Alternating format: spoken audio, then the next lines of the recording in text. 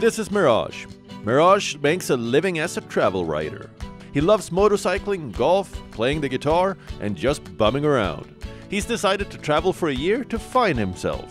About time. This is Johan. Johan is a photographer. Johan is Swedish, but he's lived and worked in 4 continents. He's done some pretty interesting gigs along the way. Johan's current obsession is shooting astral time lapses. He plans to backpack in India for a year of travel and adventure.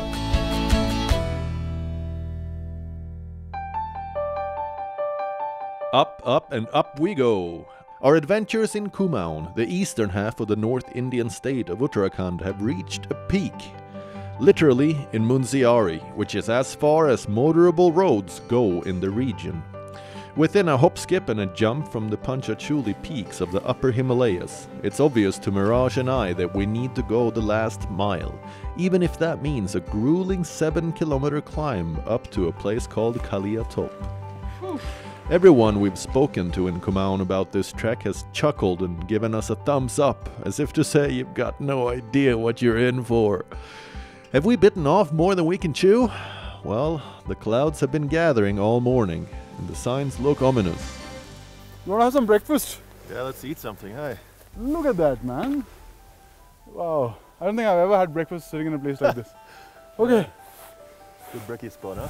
Okay. Let's get the food out. Oh. Arey ma. I think I'm gonna layer up with another jacket, man. Yeah. The moment you sit down, huh? Yeah, as soon as you stop. Oh. Whew.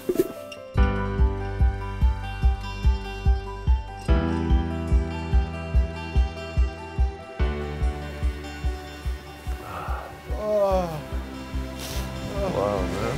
Oh, my ass. Wow. I know which side is more impressive, like the the hills disappearing in the distance or the glacier-filled peaks. Jaan nikal gayi, bhai sahab. Bit tough. Oh. Yeah. I can't believe we made it. The last hour of climbing was pure willpower. Right now, looking around at this 360-degree vista of the upper Himalayas, it really does seem worth the effort. Like an achievement. Khaliya top is everything it's made out to be. A rare instance of an experience that outdoes the hype. Okay. Alright. So Johan and I have reached Himalaya ki jad. This is Khaliya top. The last time we made a video was at China Peak, which was also gorgeous, but this is spectacular. 360 degrees, Panchachuli, Nanda Devi. We brought our luck here. Let's therefore, do a turnaround. Yeah, Turn around. Not only have we come here, but our luck has come here with us. So it was a bright sunny day and it's completely clouded over. Overcast the whole day. And we've never been able to see Panchachuli clearly. We have, from Berinag we did. But not from Munsyari yet. All day that we're actually aiming for seeing it clearly. And yeah, we're totally over because this is just a 7-kilometer trek, but I guess we are city slickers, right? Would I do this again? Honestly, I don't know. At the summit, it was so cold that I felt my fingers were going to break off. There was no question of staying longer up there. Given how long it took us to get up, we were worried about making it back in time to meet Malika Virdi and her husband Theo. Malika and Theo are originally from the plains but moved to Munsyari as 30-something mountaineers to build a life here. Malika set up Mati Collective, a women's collective that seeks to empower the village ladies, and Himalayan Arc, a company that has equipped village folk here to make a living by allowing visitors like us to experience life in their homes. No Khaliya top, but it's still a bit of a walk to get in here to your place, huh? Yeah, but pleasant one, across some streams, no road to our house. We're happy about that for sure. She said you guys were in your 30s when you came here. I'm in my late 30s and I nearly moved to the hills about 10 years back, but then I got afraid because I stopped going down to the city, I stopped missing the city, and people stopped calling me from the city, and suddenly it occurred to me, I'm like, hey, hang on, you can do this, but perhaps after a while. But what got you guys here? Fugitives from the law, obviously. Actually, that's the common yeah, because you're in very far away places. Actually, it is fugitives and people running away from It's true. from It's true. things that actually reach there. So that's generally what I think we were also, the lens we were looked at initially. But you say. Yeah, so essentially I think we came here, both of us are mountaineers, both of us. You were professional mountaineers, Uh, or like well, or very I- enthusiastic ones? Yeah, regular mountaineers, Right. looking for opportunities to go climb, and we used to go and then get back to the city, and always felt like a wrench. So we were looking for opportunities to get back to the mountains. Then Theo worked out a project with the organization he was working with, I see. basically working with communities to conserve a landscape that still had something worth conserving. Right. And that's how we came here. And that To was Munsi- about and 92. 92 to Munsyari must have been a village. Today we have broadband, we have electricity, you're connected, and you're living in a place that couldn't be better. So it took time for that transition. We started off with no electricity. We used kerosene lamps for the first 5 years, then moved to solar, finally got electricity. But at that age, we were so into it. It's like a dhun. It's like you're dhuni into hogi. it, and you don't even feel it. It's only in hindsight that it kind of struck us that, Wow. oh goodness, it was a bit was of a haul. It was. I mean, But well worth it, every bit well worth it.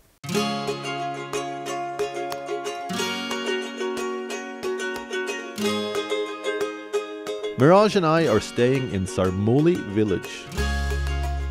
A gorgeous Himalayan hamlet of wood fires, hardy farmers, and earthen huts just above Munsyari.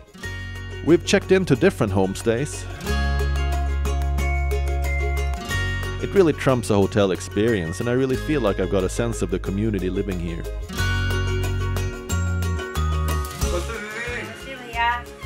क्या हो रहा है?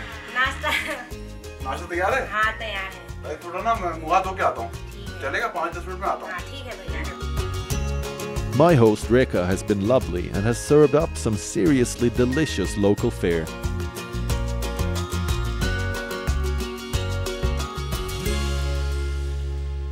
दीदी क्या सुंदर जगह है यार तुम्हारी ये।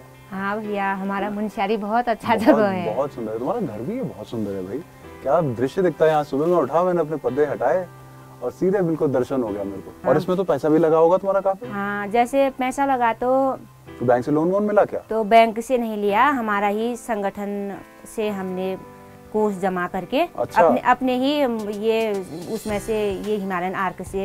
Himalayan arc. तो हिमालयन आर्क संगठन का नाम है? नहीं ये हमारा ये कंपनी का नाम। कंपनी का नाम है। लेकिन ये बताओ यहाँ पे मतलब अब पूरे दुनिया से लोग आते होंगे तुम लोगों के पास? हाँ आते हैं भैया। तो काफी फर्क पड़ा होगा मतलब एकदम से गाँव में मतलब कहाँ से लोग आ रहे हैं, तुम्हें कुछ फर्क लगा है थोड़ा बहुत बाहर के लोगों से मिलके? हाँ जैसे बाहर और लोगों से मिलके उनके देश के कल्चर के बारे में जान पहचान बनती है, तो अच्छा लगा। If I want to buy some souvenir from here, is there some place where I can go maybe to get a scarf or a shawl or something like this? हाँ वो हमारा एक माटी है, माटी संगठन, जिसमें हम लोगों ने ऊन के सामान रखे हुए हैं।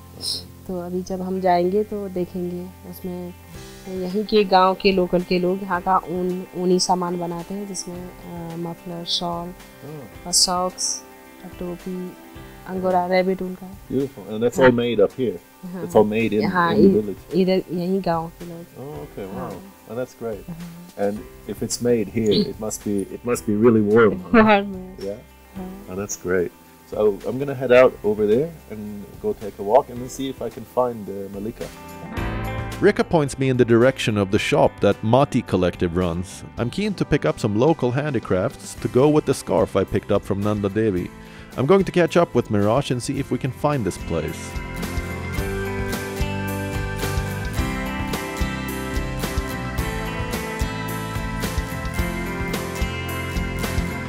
This was weird, huh? Yeah, this was no stuff for you to buy.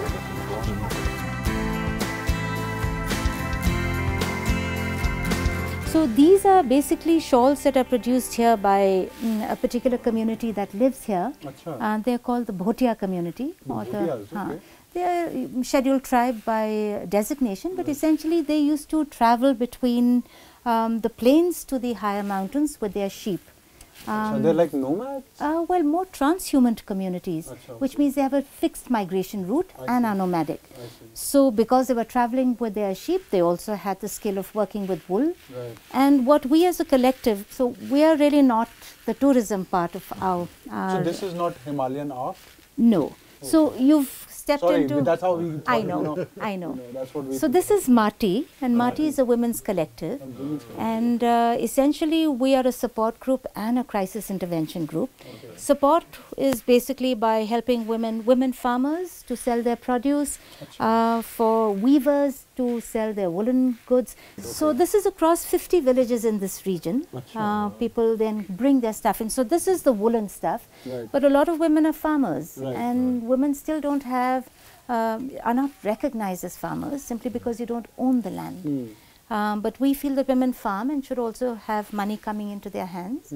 So produce is brought here, we buy it, we grade, sort, clean it, and then market it for them. We figured that, you know, all right, now we are talking about conservation. We've got a livelihood program going. We have 12 homestays. We have as many young adults working as guides. Now, why not give it an enterprise, a formal identity, and that's when we set up Himalayan Art. Oh, I see. So, Basanti, तुम थोड़ा बताते हो अपने homestay के बारे में कैसे? आपका तो गांव में कौन से गांव में बता रहे थे आप? हमारा है शंखधुरा। हम लोगों ने होमस्टे 2004 से शुरू किया। जी, दुनिया भर के लोग आते हैं तो अच्छा लगता है। तो हम भी उनसे सीखते हैं और वो लोग भी हमसे सीख के जाते हैं। तो हम लोग, मेरा जो काम है घर में जो खेती है, खेती में जो हम लोग अपने खेतों से ही उनके लिए खाना परोसते हैं, तो सब्जियां हो जाती हैं हमारे यहाँ, दालें लगाती हैं आप खेतों में? हाँ जी, वो भी आते हैं और खेतों में काम करते हैं। मेहनत करनी पड़ती है। मेहनत करनी पड़ती है, वो जाते हैं खेतों में काम करते हैं, सब्जी तोड़ के लाते हैं। होमस्टे अच्छा ही चला है। देश विदेश से लोग आते थे, उनसे मिलकर हमको अच्छा लगता है। हमें भी अच्छा लगता है आपसे मिलकर। देश और विदेश। We don't really tell anybody do this, don't do this, but try and pick out the good elements of, you know, traditional life here that's been tried and tested over the ages, and bring those sensibilities back. And it's kind of worked well. I think all our homes has its own unique flavor and beauty, and each individual here brings her own character, which we value, the authenticity of that experience. They all seem like very strong characters, I have to say. For sure. Ask us. I wouldn't want to mess with any of the ladies here. Sure. Well, I would say don't mess with any lady anywhere.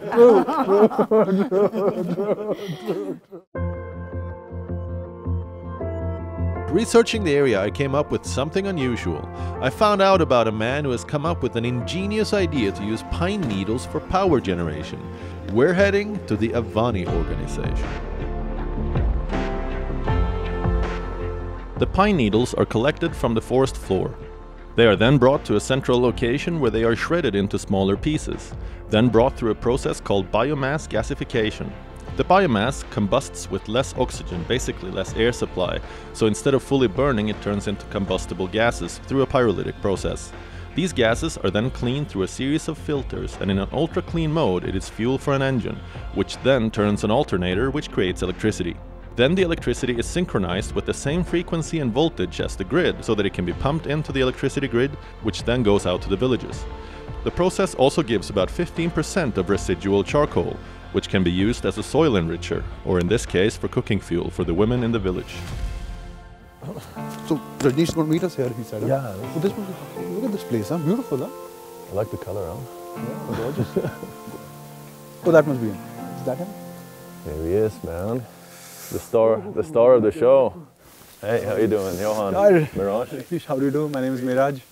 Johan's been telling me all about you. Yeah. I've read up a little bit about your organization, but now coming here, I mean, this place is enormous, huh? We've been doing our bit. What all other things are you into? I wonder if you saw the wastewater treatment that we do and grow organic vegetables. Yeah. But that's only half the story. Okay. We also grow organic vegetables with that water because it's a nutrient-rich water. Okay. And it's a shame to waste it, actually. No, absolutely. Yeah. So this is sewage from the facility? From our campus, yes. Oh, I see. So it recycle the whole thing? Everything, including the black toilet water. toilet flush. Really? You use that as well? Yes. For we what? don't For feel- farming? For farming, yes. I see. Sounds like you have a very small, like, environmental footprint. Then you take care of everything. Huh? Yes, absolutely. We grow our own wood. We generate our own electricity. We collect our own water, and then we treat it. So nothing goes waste. But have you actually tried to measure your carbon footprint? Honestly, we don't know how to do that. Right. But I mean, there are softwares which you can use. In fact, I was in Delhi recently. Somebody gave me a book. Maybe we can try and do that. I mean, every time I take a transcontinental flight, I get a message saying, like, and I'm looking at it, I'm like, oh, how do I go from A to B? Yeah, it's imagine airlines doing that, Yeah, can you imagine? Do you collect rainwater in that as well? We collect a lot of rainwater. We have almost every building has hundreds, thousands of liters of rainwater. So we are collecting about 800,000 liters of rainwater. 800,000 liters. Wow. And we mostly live on that water. So, मतलब पानी की समस्या तो है यहाँ पर. Huge. But there is huge amount of rain. There is, huh? Yes. Although I have to say, when we were driving, it looked really dry. Yeah, now it's dry, but during the monsoon, you get about 2.5 meters of rainfall. Centimeters, you mean? Meters. Meters? Meters. No, no. What? Monsoon, winters. Really? Yes, everything. 2.5 meters. Yes, we That's have. insane. So that's the irony, when you get so much water and still you are a dry place, Right. That's what we need to reverse. But is that only in the monsoon time? You don't get much in the winters time, also. Yes, so we do get enough rain in the I didn't winters. realize you had so much going on. Would you mind showing us around a bit? Absolutely, I'm quite happy to do that. Come, I'll show you the vegetable farm. हाँ, बिल्कुल बहुत सुंदर भी लग रहा है.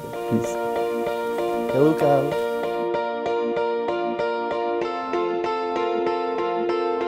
The garden vegetables were fed by enriched water coming from Rajnish's water treatment system that he had developed on site. He showed us all the different varieties of produce they had before introducing us to Rashmi Bharti, who co-founded Avani with him nearly 20 years ago. At Avani, they produce organic natural dyes in a range of different colors. They also color fabric and weave shawls and stoles from locally sourced wool and silk. Through this organization, they managed to employ local people using local skills traditionally found in these valleys. The main focus is on sustainably harvested and produced tints, dyes, textiles, and garments. I know, it's the same thing. This is like Johan heaven right here. Oh, nice, nice. That's Johan, mine, huh? I've got my eyes on that one. Johan has to try a couple of other jackets, I think. See, I want to get one of these, huh? The Indian style. So these are all yours. They're all all made here. Oh. Yes. So what we work with is hand weaving, hand spinning, knitting, and natural dyeing. These are pretty much the range of things that we cover. So you don't just do the colors; you do the whole process. We do the whole process, farm to fabric. Nice. We were growing silk for 7 years, so we planted more than 10,000 trees in this area. We were starting from cocoon production to hand spinning, hand weaving, natural dyeing, and tailoring. So now you buy the silk from elsewhere. You don't deal with that silk production Yes, anymore? last 2 years we are buying the silk from other cooperatives and organizations like ourselves. Is she wearing? Is that yours? It must be, right? Yes. So this is, some of the designs are very contemporary that we do. Very nice. This is made of 100% local wool, hand spun, woven, and tailored here. Looks very becoming on her. Huh? Yes, she looks beautiful.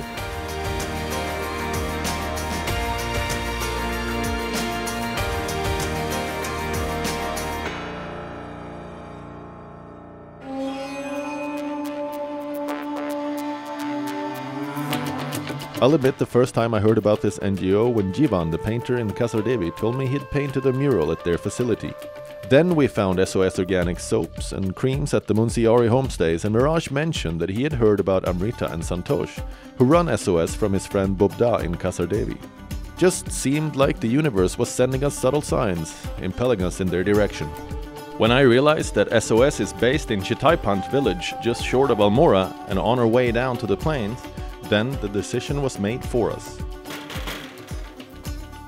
Anybody home?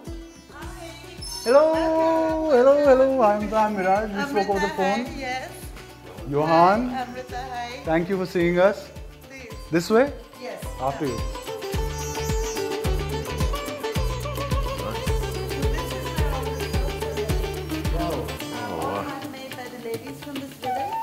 So I take it this is not just like for display, right? No. The soaps are set here for curing. They need 2 months in order to get ready because we wait for the water to reduce the water effect of the soap, and also because we don't heat our oils, it takes 2 months until the soaps are actually ready to use, but that allows me to use herbs and essential oils. Instead of chemicals. Instead of chemicals, and yeah. What are those ladies doing? Those ladies are packing. Yeah.